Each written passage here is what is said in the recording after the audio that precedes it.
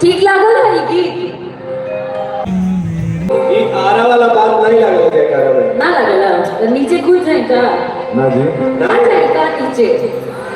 जैसे कि सबको पता होगा पवन सिंह के आज भाई का शादी रहा और भोजपुरी के बहुत सारे कलाकार पहुंचे हुए हैं। इस बीच अक्षय सिंह का एक वीडियो सोशल मीडिया बहुत तेजी से वायरल हुआ, जिसमें देखा जा सकता है अक्षय सिंह भी अपना पूरी तरीके से माहौल बना रही है। बाकी के जितने सारे वीडियो आए हैं सबसे पहले मैंने आप सबको दिखाया ही है, तो चैनल को जरूर सब्सक्राइब कर लेना।